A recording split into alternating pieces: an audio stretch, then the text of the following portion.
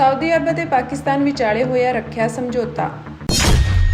ਅਮਰੀਕੀ ਦੂਤਾਵਾਸ ਵੱਲੋਂ ਫੈਂਟਾਨਿਲ ਪੂਰਵਗਾਮੀਆਂ ਦੀ ਤਸਕਰੀ ਵਿੱਚ ਸ਼ਾਮਿਲ ਹੋਣ ਕਾਰਨ ਕਈ ਭਾਰਤੀ ਕਾਰੋਬਾਰੀਆਂ ਅਤੇ ਨੇਤਾਵਾਂ ਦੇ ਵੀਜ਼ੇ ਰੱਦ।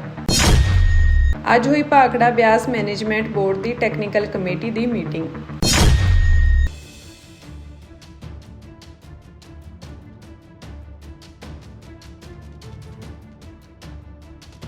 ਸਾਊਦੀ ਅਰਬ ਅਤੇ ਪਾਕਿਸਤਾਨ ਵਿਚਕਾਰ ਹੋਏ ਸਮਝੌਤੇ ਤੇ ਭਾਰਤ ਨੇ ਕਿਹਾ ਕਿ ਉਹ ਸਾਊਦੀ ਅਰਬ ਅਤੇ ਪਾਕਿਸਤਾਨ ਵਿਚਕਾਰ ਹੋਏ ਇਸ ਇਤਿਹਾਸਕ ਰੱਖਿਆ ਸਮਝੌਤੇ ਤੋਂ ਜਾਣੂ ਹੈ ਅਤੇ ਕੌਮੀ ਸੁਰੱਖਿਆ, ਖੇਤਰੀ ਸਥਿਰਤਾ ਅਤੇ ਵਿਸ਼ਵ ਸ਼ਾਂਤੀ ਲਈ ਇਸ ਦੇ ਪ੍ਰਭਾਵਾਂ ਦਾ ਅਧਿਐਨ ਕੀਤਾ ਜਾਵੇਗਾ।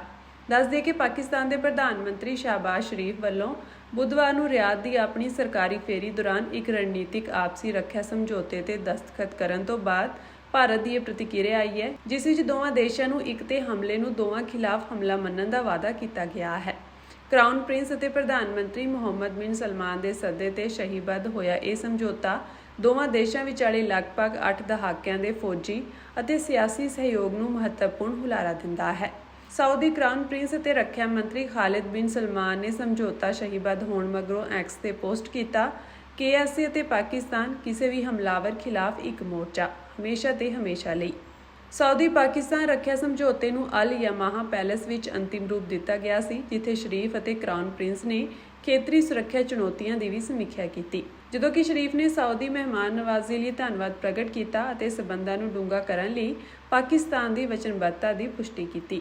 ਕਰਾਊਨ ਪ੍ਰਿੰਸ ਨੇ ਪਾਕਿਸਤਾਨ ਦੀ ਸਥਿਰਤਾ ਅਤੇ ਖੁਸ਼ਹਾਲੀ ਲਈ ਨਿਰੰਤਰ ਸਮਰਥਨ ਦਾ ਵਾਅਦਾ ਕੀਤਾ ਹੈ। ਦੱਸਣਯੋਗ ਹੈ ਕਿ ਇਹ ਸਮਝੌਤਾ ਰਿਆਧ ਇਸਲਾਮਾਬਾਦ ਸਬੰਧਾਂ ਵਿੱਚ ਇੱਕ ਮਹੱਤਵਪੂਰਨ ਨਵੇਂ ਅਧਿਆਏ ਦੀ ਨਿਸ਼ਾਨਦੇਹੀ ਕਰਦਾ ਹੈ, ਜੋ ਬਦਲਦੇ ਖਾੜੀ ਅਤੇ ਦੱਖਣੀ ਏਸ਼ੀਆਈ ਭੂ-ਰਾਜਨੀਤੀ ਦੇ ਵਿਚਕਾਰ ਰੱਖਿਆ ਸਹਿਯੋਗ ਨੂੰ ਉਹਨਾਂ ਦੇ ਰਣਨੀਤਿਕ ਗੱਠਜੋੜ ਦੇ ਕੇਂਦਰ ਵਿੱਚ ਰੱਖਦਾ ਹੈ।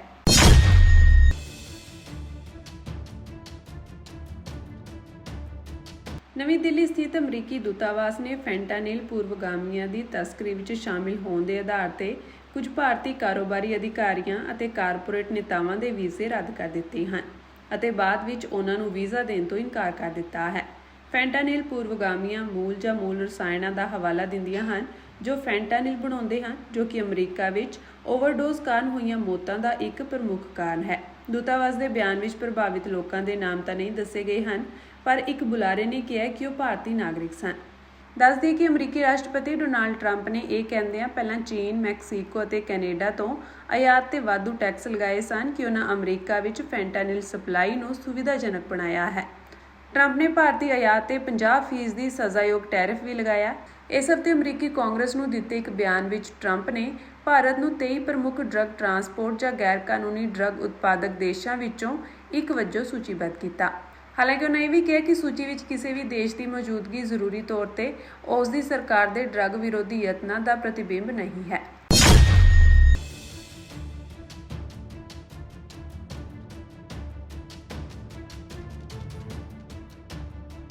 ਭਾਖੜਾ ਬਿਆਸ ਮੈਨੇਜਮੈਂਟ ਬੋਰਡ ਦੀ ਅੱਜ ਟੈਕਨੀਕਲ ਕਮੇਟੀ ਦੀ ਮੀਟਿੰਗ ਵਿੱਚ ਪੰਜਾਬ ਸਰਕਾਰ ਨੇ ਭਾਖੜਾ ਡੈਮ ਤੋਂ ਵੱਧ ਪਾਣੀ ਛੱਡਣ ਦੇ ਮਾਮਲੇ ਦਾ ਸਖਤ ਵਿਰੋਧ ਕੀਤਾ। ਸਰਕਾਰ ਨੇ ਸਿਰਫ 5000 ਕਿਊਸਿਕ ਹੋਰ ਵਾਧੂ ਪਾਣੀ ਛੱਡਣ ਦੀ ਇਜਾਜ਼ਤ ਦਿੱਤੀ, ਜਿਸ ਮਗਰੋਂ BBMB ਨੂੰ ਪੰਜਾਬ ਦੀ ਇਸ ਮੰਗ ਨਾਲ ਸਹਿਮਤ ਹੋਣਾ ਪਿਆ। BBMB ਵੱਲੋਂ ਅੱਜ ਅਚਨਚੇਤ ਹੀ ਟੈਕਨੀਕਲ ਕਮੇਟੀ ਦੀ ਮੀਟਿੰਗ ਸੱਦੀ ਗਈ ਸੀ, ਜਿਸ ਵਿੱਚ ਪੰਜਾਬ, ਹਰਿਆਣਾ ਤੇ ਰਾਜਸਥਾਨ ਦੇ ਉੱਚ ਅਧਿਕਾਰੀਆਂ ਨੇ ਸ਼ਮੂਲੀਅਤ ਕੀਤੀ। BBMB ਦੇ ਚੇਅਰਮੈਨ ਮਨੋਜ ਤ੍ਰਿਪਾਠੀ ਦੀ ਪ੍ਰਧਾਨਗੀ ਹੇਠ ਹੋਈ ਮੀਟਿੰਗ ਵਿੱਚ ਭਾਖੜਾ ਡੈਮ ਦੀ ਸੁਰੱਖਿਆ ਦੇ ਮੱਦੇਨਜ਼ਰ ਡੈਮ 'ਚੋਂ ਫੌਰੀ ਵੱਧ ਪਾਣੀ ਛੱਡੇ ਜਾਣ ਦਾ ਮਾਮਲਾ ਉੱਠਿਆ। ਪੰਜਾਬ ਸਰਕਾਰ ਨੇ ਮੀਟਿੰਗ ਦੌਰਾਨ ਕਈ ਅਹਿਮ ਨੁਕਤੇ ਉਠਾਏ। ਦੱਸਣਯੋਗ ਹੈ ਕਿ ਭਾਖੜਾ ਡੈਮ ਵਿੱਚ ਇਸ ਵੇਲੇ ਪਾਣੀ ਦਾ ਪੱਧਰ 1677 ਫੁੱਟ ਹੈ ਅਤੇ ਇਸ ਡੈਮ 'ਚੋਂ ਸਤਲੁਜ ਦਰਿਆ ਵਿੱਚ 40000 ਕਿਊਸਿਕ ਪਾਣੀ ਛੱਡਿਆ ਜਾ ਰਿਹਾ ਹੈ। ਮੀਟਿੰਗ ਦੌਰਾਨ BBMB ਨੇ ਭਾਖੜਾ ਡੈਮ ਦੀ ਡਿਫਲੈਕਸ਼ਨ ਦੇ ਹਵਾਲੇ ਨਾਲ ਡੈਮ ਦੀ ਸੁਰੱਖਿਆ ਦਾ ਮੁੱਦਾ ਛੋਇਆ ਅਤੇ ਡੈਮ 'ਚੋਂ 70000 ਕਿਊਸਿਕ ਪਾਣੀ ਛੱਡੇ ਜਾਣ ਦੀ ਗੱਲ ਆਖੀ। ਜਲ ਸਰੋਤ ਵਿਭਾਗ ਦੇ ਪ੍ਰਮੁੱਖ ਸਕੱਤਰ ਕ੍ਰਿਸ਼ਨ ਕੁਮਾਰ ਨੇ ਸਟੈਂਡ ਲੈਂਦਿਆਂ ਕਿਹਾ ਕਿ ਡੈਮ 'ਚੋਂ ਉਹ 45000 ਕਿਊਸਿਕ ਤੋਂ ਵੱਧ ਪਾਣੀ ਰਿਲੀਜ਼ ਨਹੀਂ ਕਰਨ ਦੇਣਗੇ। BBMB ਦੀ ਮੀਟਿੰਗ ਵਿੱਚ ਆਉਂਦੇ 24 ਘੰਟਿਆਂ ਵਿੱਚ 5000 ਕਿਊਸਿਕ ਪਾਣੀ ਹੋਰ ਛੱਡਣ ਦਾ ਫੈਸਲਾ ਹੋਇਆ ਹੈ। ਪੰਜਾਬ ਸਰਕਾਰ ਨੇ ਇਸ ਗੱਲ ਤੇ ਇਤਰਾਜ਼ ਕੀਤਾ ਕਿ ਪਿਛਲੇ ਦਿਨਾਂ ਵਿੱਚ BBMB ਨੇ ਡੈਮਾਂ 'ਚੋਂ ਆਪਣੀ ਮਰਜ਼ੀ ਨਾਲ ਕਦੇ ਵੱਧ ਕਦੇ ਘੱਟ ਪਾਣੀ ਛੱਡੇ ਜਾਣ ਦੀ ਪ੍ਰਕਿਰਿਆ ਨੂੰ ਵਾਰ-ਵਾਰ ਦੁਹਰਾਇਆ, ਜਿਸ ਨਾਲ ਦਰਿਆਵਾਂ ਦੇ ਕੰਢਿਆਂ ਨੂੰ ਨੁਕਸਾਨ ਪਹੁੰਚਿਆ ਅਤੇ ਪੰਜਾਬ ਲਈ ਕਈ ਮੁਸ਼ਕਲਾਂ ਖੜੀਆਂ ਹੋਈਆਂ ਹਨ। ਪੰਜਾਬ ਸਰਕਾਰ ਨੇ ਮੁੱਦਾ ਚੁੱਕਿਆ ਕਿ BBMB ਭਾਖੜਾ ਡੈਮ ਦੀ ਡੀਸਿਲਟਿੰਗ ਕਰਾਏ। ਇਹ ਵੀ ਕਿਹਾ ਗਿਆ ਕਿ ਭਾਖੜਾ ਡੈਮ ਦਾ ਖਤਰੇ ਦਾ ਨਿਸ਼ਾਨ 1670 ਫੁੱਟ ਕੀਤਾ ਜਾਵੇ, ਜੋ ਪਹਿਲਾਂ ਹੀ 1680 ਫੁੱਟ ਤੇ ਹੈ। ਪੰਜਾਬ ਦਾ ਤਰਕ ਸੀ ਕਿ ਜੇ ਖਤਰੇ ਦਾ ਨਿਸ਼ਾਨ 1670 ਫੁੱਟ ਤੇ ਹੋਵੇਗਾ ਤਾਂ ਡੈਮ ਵਿੱਚ 15 ਫੁੱਟ ਹੋਰ ਪਾਣੀ ਭਰਨ ਦੀ ਗੁੰਜਾਇਸ਼ ਰਹੇਗੀ ਅਤੇ ਡੈਮ 'ਚੋਂ ਅਚਨਚੇਤ ਪਾਣੀ ਰਿਲੀਜ਼ ਕੀਤੇ ਜਾਣ ਦੀ ਨੌਬਤ ਨਹੀਂ ਆਵੇਗੀ, ਜੋ ਹੜ੍ਹਾਂ ਦੀ ਤਬਾਹੀ ਦਾ ਕਾਰਨ ਬਣਦਾ ਹੈ। ਪੰਜਾਬ ਸਰਕਾਰ ਦੇ ਅਧਿਕਾਰੀਆਂ ਨੇ ਦਲੀਲ ਪੇਸ਼ ਕੀਤੀ ਕਿ ਜੇ BBMB ਦਰਿਆਵਾਂ ਦੀ ਸਮਰੱਥਾ ਵਧਾਉਣਾ ਚਾਹੁੰਦਾ ਹੈ ਤਾਂ ਦਰਿਆਵਾਂ ਵਿਚਲੀਆਂ ਕਿਸਾਨਾਂ ਦੀਆਂ ਜ਼ਮੀਨਾਂ ਐਕਵਾਇਰ ਕਰ ਲਵੇ। ਹਰਿਆਣਾ ਤੇ ਰਾਜਸਥਾਨ ਵੀ ਇਸ ਮੁਆਵਜ਼ਾ ਰਾਸ਼ੀ ਵਿੱਚ ਬਣਦਾ ਹਿੱਸਾ ਪਾਉਣ।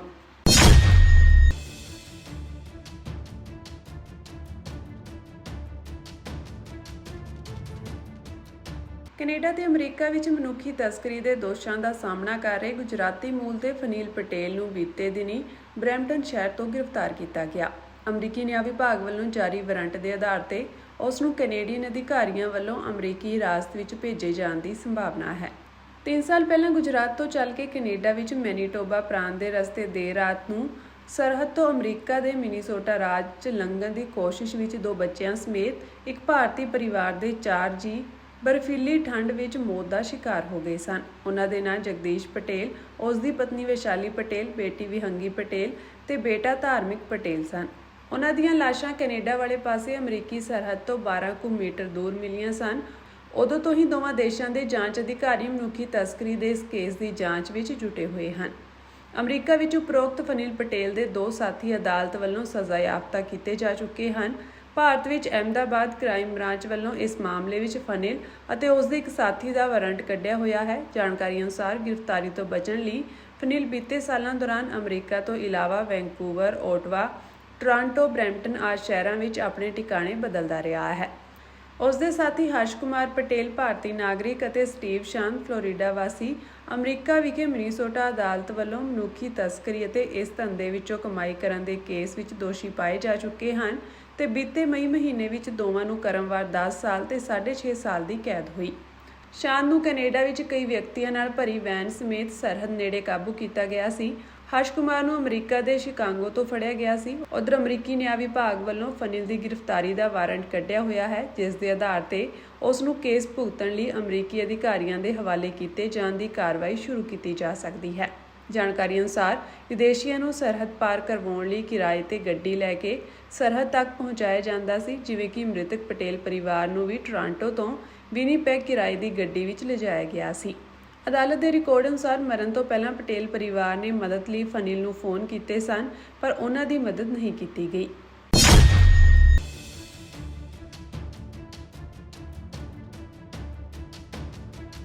ਅਮਰੀਕੀ ਰਾਸ਼ਟਰਪਤੀ ਡੋਨਾਲਡ ਟਰੰਪ ਨੇ ਇਸ ਸਾਲ 7 ਦੇਸ਼ਾਂ ਦਰਮਿਆਨ ਤਕਰਾਰ ਰੋਕਣ ਲਈ ਕੀਤੇ ਯਤਨਾਂ ਬਾਰੇ ਅੱਜ ਮੁੜ ਦੱਸਿਆ। ਉਹਨਾਂ ਮੁੜ ਦਾਅਵਾ ਕੀਤਾ ਕਿ ਉਹਨਾਂ ਭਾਰਤ ਅਤੇ ਪਾਕਿਸਤਾਨ ਵਿਚਕਾਰ ਟਕਰਾਅ ਨੂੰ ਸੁਲਝਾਉਣ ਲਈ ਅਹਿਮ ਭੂਮਿਕਾ ਨਿਭਾਈ ਸੀ। ਟਰੰਪ ਨੇ UK ਦੀ ਫੇਰੀ ਦੌਰਾਨ ਪ੍ਰਧਾਨ ਮੰਤਰੀ ਕੀਰ ਸਟਾਰਮਰ ਨਾਲ ਇੱਕ ਸਾਂਝੀ ਪ੍ਰੈਸ ਕਾਨਫਰੰਸ ਨੂੰ ਸੰਬੋਧਨ ਕਰਦੇ ਹੋਏ ਕਿਹਾ ਕਿ ਰੂਸੀ ਰਾਸ਼ਟਰਪਤੀ ਵਲਾਦੀਮੀਰ ਪੁਤਿਨ ਨੇ ਯੂਕਰੇਨ ਨਾਲ ਚੱਲ ਰਹੇ ਟਕਰਾਅ ਤੇ ਉਹਨਾਂ ਨੂੰ ਨਿਰਾਸ਼ ਕੀਤਾ ਸੀ, ਪਰ ਉਹ ਭਾਰਤ ਅਤੇ ਪਾਕਿਸਤਾਨ ਦਰਮਿਆਨ ਜੰਗ ਰੋਕਣ ਵਿੱਚ ਸਫਲ ਹੋਏ। ਉਹਨਾਂ ਰੂਸੀ ਤੇਲ ਖਰੀਦਣ ਲਈ ਪ੍ਰਧਾਨ ਮੰਤਰੀ ਨਰਿੰਦਰ ਮੋਦੀ ਦੇ ਬਹੁਤ ਨੇੜੇ ਹੋਣ ਦੇ ਬਾਵਜੂਦ ਭਾਰਤ ਤੇ ਲਗਾਏ ਗਏ ਟੈਕਸਾਂ ਦਾ ਵੀ ਹਵਾਲਾ ਦਿੱਤਾ। ਜ਼ਿਕਰਯੋਗ ਹੈ ਕਿ ਅਪ੍ਰੈਲ ਵਿੱਚ ਪਹਿਲਗਾਮ ਦਹਿਸ਼ਤੀ ਹਮਲੇ ਤੋਂ ਬਾਅਦ ਦੋਵਾਂ ਦੇਸ਼ਾਂ ਦਰਮਿਆਨ ਜੰਗ ਛਿੜ ਗਈ ਸੀ। ਟਰੰਪ ਨੇ 10 ਮਈ ਮਗਰੋਂ ਕਈ ਵਾਰ ਆਪਣੇ ਇਸ ਦਾਅਵੇ ਨੂੰ ਦੁਹਰਾਇਆ ਕਿ ਉਹਨਾਂ ਭਾਰਤ ਅਤੇ ਪਾਕਿਸਤਾਨ ਵਿਚਾਲੇ ਟਕਰਾਅ ਖਤਮ ਕਰਨ ਵਿੱਚ ਮਦਦ ਕੀਤੀ ਸੀ। ਅਮਰੀਕੀ ਅਧਿਕਾਰੀਆਂ ਨੇ ਵੀ ਕਈ ਵਾਰ ਕਿਹਾ ਸੀ ਕਿ ਟਰੰਪ ਸ਼ਾਂਤੀ ਲਈ ਵਚਨਬੱਧ ਹਨ ਅਤੇ ਉਹ ਅਮਨ ਦੇ ਰਾਸ਼ਟਰਪਤੀ ਹਨ। ਉਹਨਾਂ ਭਾਰਤ ਅਤੇ ਪਾਕਿਸਤਾਨ ਵਿਚਾਲੇ ਜੰਗ ਰੋਕਣ ਤੋਂ ਇਲਾਵਾ ਹੋਰ ਮੁਲਕਾਂ ਦੇ ਟਕਰਾਅ ਹੱਲ ਕਰਨ ਦੀ ਵੀ ਜਾਣਕਾਰੀ ਦਿੱਤੀ।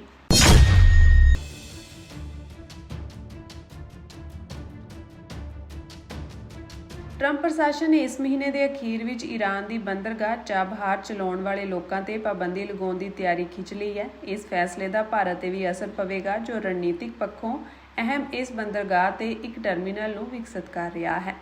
ਚਾਬਹਾਰ ਬੰਦਰਗਾਹ ਈਰਾਨ ਦੇ ਦੱਖਣੀ ਤੱਟ ਤੇ ਸਿਸਤਾਨ ਬਲੋਚਿਸਤਾਨ ਸੂਬੇ ਵਿੱਚ ਸਥਿਤ ਹੈ। ਭਾਰਤ ਅਤੇ ਈਰਾਨ ਇਸ ਨੂੰ ਵਪਾਰ ਅਤੇ ਸੰਪਰਕ ਵਧਾਉਣ ਲਈ ਵਿਕਸਿਤ ਕਰ ਰਹੇ ਹਨ। ਇਸ ਹਫ਼ਤੇ ਦੇ ਸ਼ੁਰੂ ਵਿੱਚ ਜਾਰੀ ਇੱਕ ਬਿਆਨ ਵਿੱਚ ਅਮਰੀਕੀ ਵਿਦੇਸ਼ ਵਿਭਾਗ ਦੇ ਪ੍ਰਮੁੱਖ ਉਪ ਬੁਲਾਰੇ ਥਾਮਸ ਪਿਗੋਟ ਨੇ ਕਿਹਾ ਕਿ ਅਮਰੀਕੀ ਪਾਬੰਦੀਆਂ ਵਿੱਚ ਛੋਟ ਦੇਣ ਵਾਲੇ 2018 ਦੇ ਹੁਕਮਾਂ ਨੂੰ ਰੱਦ ਕੀਤਾ ਜਾ ਰਿਹਾ ਹੈ। ਉਹਨਾਂ ਕਿਹਾ ਕਿ ਅਮਰੀਕਾ ਦੀ ਇਹ ਪੇਸ਼ਕਦਮੀ ਰਾਸ਼ਟਰਪਤੀ ਡੋਨਾਲਡ ਟਰੰਪ ਦੀ ਈਰਾਨੀ ਨਿਜ਼ਾਮ ਨੂੰ ਅਲੱਗ-ਥਲੱਗ ਕਰਨ ਲਈ ਵੱਧ ਤੋਂ ਵੱਧ ਦਬਾਅ ਪਾਉਣ ਦੀ ਨੀਤੀ ਦਾ ਹਿੱਸਾ ਹੈ।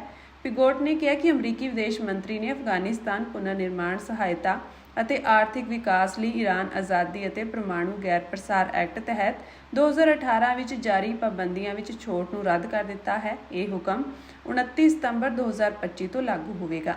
ਉਹਨਾਂ ਕਿਹਾ ਕਿ ਇੱਕ ਵਾਰ ਪਾਬੰਦੀਆਂ ਲਾਗੂ ਹੋਣ ਤੋਂ ਬਾਅਦ ਚਾਬਹਾਰ ਬੰਦਰਗਾਹ ਨੂੰ ਚਲਾਉਣ ਵਾਲੇ ਜਾਂ ਇਸ ਨਾਲ ਸੰਬੰਧਿਤ ਸਰਗਰਮੀਆਂ ਵਿੱਚ ਸ਼ਾਮਿਲ ਲੋਕਾਂ ਤੇ ਪਾਬੰਦੀਆਂ ਲੱਗ ਸਕਦੀਆਂ ਹਨ। ਅਮਰੀਕੀ ਪ੍ਰਸ਼ਾਸਨ ਦੇ ਇਸ ਫੈਸਲੇ ਦਾ ਭਾਰਤ ਤੇ ਵੀ ਅਸਰ ਪਵੇਗਾ, ਕਿਉਂਕਿ ਇਹ ਓਮਾਨ ਦੀ ਖਾੜੀ ਵਿੱਚ ਸਥਿਤ ਚਾਬਹਾਰ ਬੰਦਰਗਾਹ ਤੇ ਇੱਕ ਟਰਮੀਨਲ ਦੇ ਵਿਕਾਸ ਵਿੱਚ ਸ਼ਾਮਿਲ ਹੈ। ਭਾਰਤ ਨੇ 13 ਮਈ 2024 ਨੂੰ ਬੰਦਰਗਾਹ ਨੂੰ ਚਲਾਉਣ ਲਈ 10 ਸਾਲਾਂ ਦੇ ਇਕਰਾਰਨਾਮੇ ਤੇ ਹਸਤਾਖਰ ਕੀਤੇ ਸਨ। ਇਸ ਬੰਦਰਗਾਹ ਜ਼ਰੀਏ ਭਾਰਤ ਨੂੰ ਮੱਧ ਏਸ਼ੀਆ ਨਾਲ ਵਪਾਰ ਵਧਾਉਣ ਵਿੱਚ ਮਦਦ ਮਿਲਦੀ ਹੈ। ਭਾਰਤ ਨੇ 2003 ਵਿੱਚ ਇਸ ਬੰਦਰਗਾਹ ਨੂੰ ਵਿਕਸਿਤ ਕਰਨ ਦੀ ਤਜਵੀਜ਼ ਰੱਖੀ ਸੀ ਤਾਂ ਜੋ ਭਾਰਤੀ ਵਸਤਾਂ ਨੂੰ ਅਫਗਾਨਿਸਤਾਨ ਅਤੇ ਮੱਧ ਏਸ਼ੀਆ ਤੱਕ ਪਹੁੰਚਾਇਆ ਜਾ ਸਕੇ। ਇਹ ਇੱਕ ਸੜਕ ਅਤੇ ਰੇਲ ਪ੍ਰੋਜੈਕਟ ਦਾ ਹਿੱਸਾ ਹੈ ਜਿਸ ਨੂੰ ਅੰਤਰਰਾਸ਼ਟਰੀ ਉੱਤਰ ਦੱਖਣੀ ਆਵਾਜਾਈ ਕੋਰੀਡੋਰ ਕਿਹਾ ਜਾਂਦਾ ਹੈ। ਲਗਭਗ 7,200 ਕਿਲੋਮੀਟਰ ਲੰਬਾ ਇਹ project Bharat, Iran, Afghanistan, Armenia, Azerbaijan, ਰੂਸ, ਮੱਧ ਏਸ਼ੀਆ ਅਤੇ ਯੂਰਪ ਵਿਚਕਾਰ ਮਾਲ ਦੀ ਢੋਆ ਢੁਆਈ ਲਈ ਤਜਵੀਜ਼ਤ ਹੈ। ਹਾਲਾਂਕਿ ਈਰਾਨ ਦੇ ਪਰਮਾਣੂ ਪ੍ਰੋਗਰਾਮ ਨੂੰ ਲੈ ਕੇ ਅਮਰੀਕਾ ਦੀਆਂ ਪਾਬੰਦੀਆਂ ਕਾਰਨ ਚਾਬਹਾਰ ਬੰਦਰਗਾਹ ਦੇ ਵਿਕਾਸ ਵਿੱਚ ਰਫ਼ਤਾਰ ਕਾਫੀ ਹੌਲੀ ਹੋ ਗਈ ਸੀ। ਅਮਰੀਕਾ ਨੇ 2018 ਵਿੱਚ ਚਾਬਹਾਰ ਬੰਦਰਗਾਹ ਪ੍ਰੋਜੈਕਟ ਨੂੰ ਪਾਬੰਦੀਆਂ ਤੋਂ ਛੋਟ ਦਿੱਤੀ ਸੀ। ਉਦੋਂ ਇਹ ਕਿਹਾ ਗਿਆ ਸੀ ਕਿ ਇਹ ਛੋਟ ਅਫਗਾਨਿਸਤਾਨ ਨੂੰ ਗੈਰ ਮਨਜ਼ੂਰਸ਼ੁਦਾ ਸਮਾਨ ਦੀ ਸਪਲਾਈ ਅਤੇ ਪੈਟਰੋਲੀਅਮ ਉਤਪਾਦਾਂ ਦੀ ਦਰਾਮਦ ਲਈ ਜ਼ਰੂਰੀ ਸੀ। ਹਾਲਾਂਕਿ ਇਹ ਛੋਟ ਹੁਣ ਅਮਰੀਕੀ ਪ੍ਰਸ਼ਾਸਨ ਦੀ ਨਵੀਂ ਨੀਤੀ ਤਹਿਤ ਖਤਮ ਹੋ ਜਾਵੇਗੀ। ਭਾਰਤ ਨੇ 2023 ਵਿੱਚ ਚਾਬਹਾਰ ਬੰਦਰਗਾਹ ਦੀ ਵਰਤੋਂ ਅਫਗਾਨਿਸਤਾਨ ਨੂੰ 20,000 ਟਨ ਕਣਕ ਸਹਾਇਤਾ ਭੇਜਣ ਲਈ ਕੀਤੀ। ਇਸ ਤੋਂ ਪਹਿਲਾਂ 2021 ਵਿੱਚ ਇਸ ਨੇ ਈਰਾਨ ਨੂੰ ਵਾਤਾਵਰਣ ਅਨੁਕੂਲ ਕੀਟਨਾਸ਼ਕਾਂ ਦੀ ਸਪਲਾਈ ਵੀ ਕੀਤੀ ਸੀ।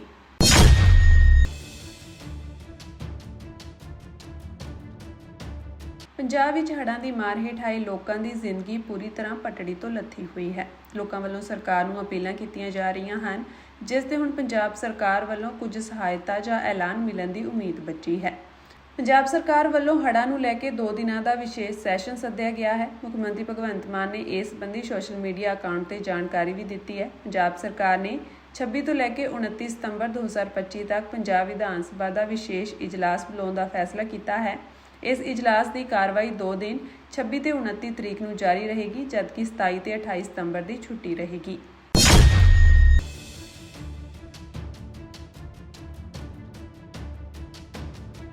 ਸ਼੍ਰੀ ਅਕਾਲ ਤਖਤ ਸਾਹਿਬ ਦੇ ਕਾਰਜਕਾਰੀ ਜਥੇਦਾਰ ਗਿਆਨੀ ਕੁਲਦੀਪ ਸਿੰਘ ਅੜਗਾਜ ਨੇ ਯੂਕੇ ਵਿੱਚ ਇੱਕ ਗੁਰਸਿੱਖ ਲੜਕੀ ਨਾਲ ਹੋਈ ਰੇਪ ਦੀ ਮੰਦਭਾਗੀ ਘਟਨਾ ਤੇ ਗੰਭੀਰ ਰੋਸ ਅਤੇ ਚਿੰਤਾ ਪ੍ਰਗਟਾਈ ਹੈ। ਉਹਨਾਂ ਕਿਹਾ ਕਿ ਅਜਿਹੀਆਂ ਘਟਨਾਵਾਂ 21ਵੀਂ ਸਦੀ ਵਿੱਚ ਵੀ ਵਾਪਰਦੀਆਂ ਸੁਣ ਕੇ ਮਨੁੱਖਤਾ ਦਾ ਸਿਰ ਝੁਕਦਾ ਹੈ। ਜਥੇਦਾਰ ਨੇ ਕਿਹਾ ਕਿ ਗੁਰੂ ਸਾਹਿਬਾਂ ਨੇ ਸਿੱਖਿਆ ਦਿੱਤੀ ਹੈ ਕਿ ਪਰਾਈਆਂ ਮਾਵਾਂ, ਧੀਆਂ ਤੇ ਭੈਣਾਂ ਨੂੰ ਆਪਣੀ ਮਾਂ, ਧੀ ਤੇ ਭੈਣ ਸਮਝ ਕੇ ਇੱਜ਼ਤ ਦੇਣੀ ਚਾਹੀਦੀ ਹੈ।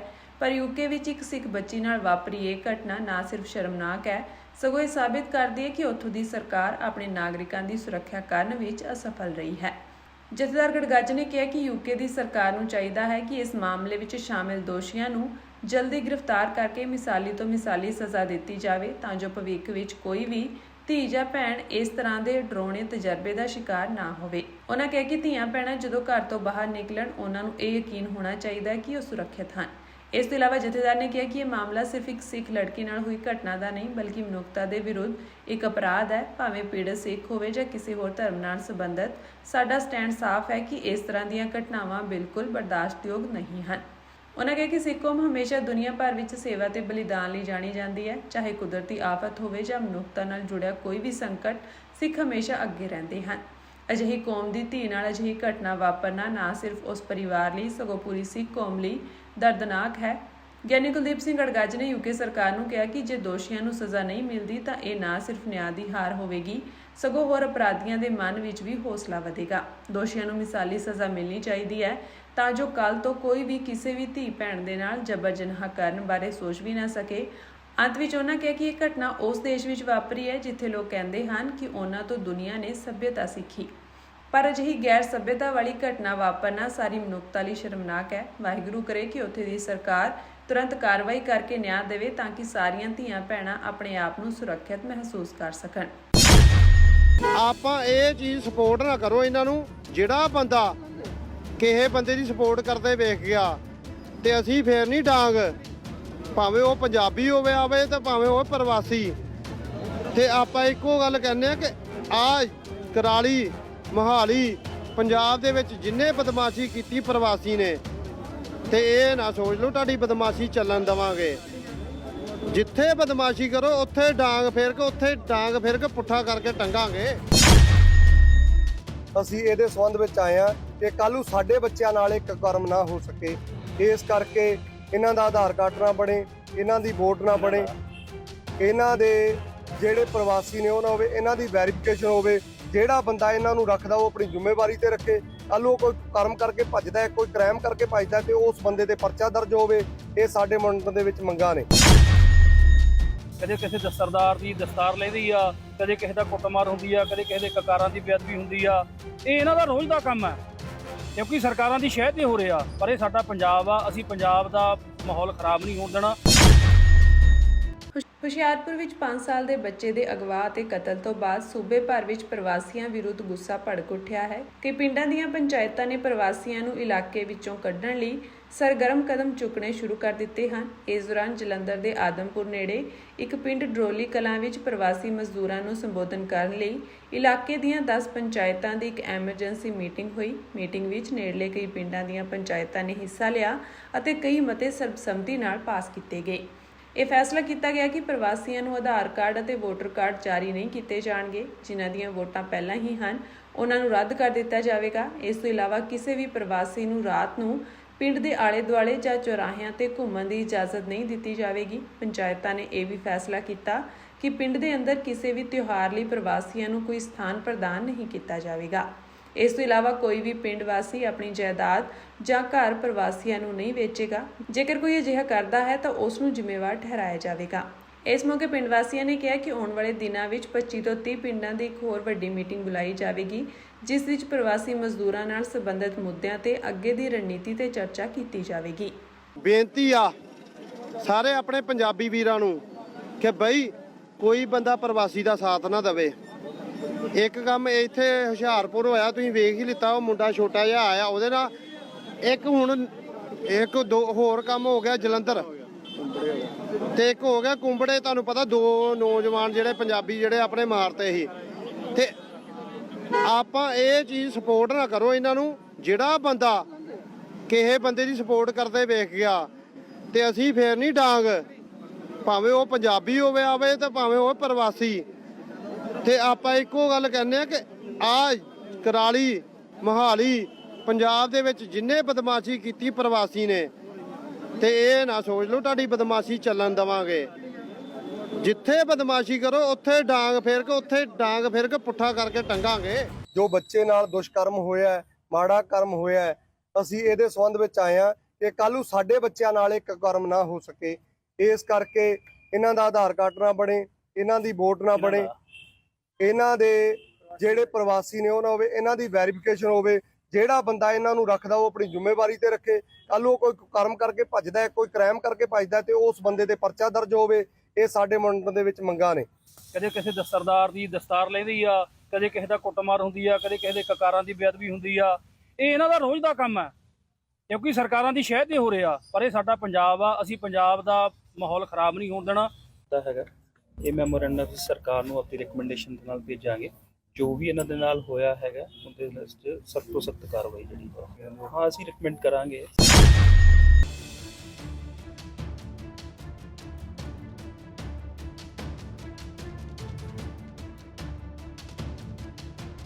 ਸਤਲੁਜ ਦਰਿਆ ਵਿੱਚ ਪਾਣੀ ਦਾ ਵਹਾਅ ਤੇਜ਼ ਹੋਣ ਕਾਰਨ ਮੰਡਾਲਾ ਛੰਨਾ ਨੇੜੇ ਤੁਸੀਂ ਬੰਨ੍ਹ ਨੂੰ ਬਚਾਉਣ ਲਈ ਲਗਾਈਆਂ ਜਾ ਰਹੀਆਂ ਰੋਕਾਂ ਲੰਘੀ ਰਾਤ ਪਾਣੀ ਦੇ ਤੇਜ਼ ਵਹਾਅ ਕਾਰਨ ਰੁੜ ਗਈਆਂ ਹਨ। ਇਸ ਦੇ ਨਾਲ ਹੀ ਤੁਸੀਂ ਬੰਨ੍ਹ ਨੂੰ ਖਤਰਾ ਹੋਰ ਵੱਧ ਗਿਆ ਹੈ।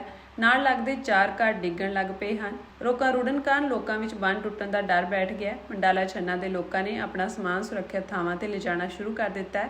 ਬੰਦ ਵਾਲੇ ਰੋਕਾਂ ਲਗਾਉਣ ਦਾ ਕੰਮ ਲੰਘੀ ਰਾਤ ਜੰਗੀ ਪੱਧਰ ਤੇ ਕੀਤਾ ਜਾ ਰਿਹਾ ਸੀ ਤਾਂ ਕਿ ਦਰਿਆ ਦੇ ਵਹਿਣ ਨੂੰ ਮੋੜਿਆ ਜਾ ਸਕੇ। ਰਾਜ ਸਭਾ ਮੈਂਬਰ ਸੰਤ ਬਲਵੀਰ ਸਿੰਘ ਸੀਚੇਵਾਲ ਨੇ ਦੱਸਿਆ ਕਿ ਰਾਤ ਜਿਹੜੀਆਂ ਰੋਕਾਂ ਲਗਾਈਆਂ ਗਈਆਂ ਸਨ ਉਹ ਸਤਲੁਜ ਦਰਿਆ ਦੇ ਤੇਜ਼ ਵਹਾਅ ਨੇ ਰੋੜ ਦਿੱਤੀਆਂ ਹਨ। ਉਹਨਾਂ ਦੱਸਿਆ ਕਿ ਦਰਿਆ ਵਿੱਚ ਕੱਲ 20,500 ਕਿਊਸਿਕ ਪਾਣੀ ਵਗ ਰਿਹਾ ਸੀ, ਜੋ ਹੁਣ ਵੱਧ ਕੇ 23,200 ਕਿਊਸਿਕ ਹੋ ਗਿਆ ਹੈ। ਉਹਨਾਂ ਦੱਸਿਆ ਕਿ ਦਰਿਆ ਦਾ ਤੇਜ਼ ਵਹਾਅ ਬੰਨ੍ਹ ਨੂੰ ਢਾਹ ਲਗਾ ਰਿਹਾ ਹੈ।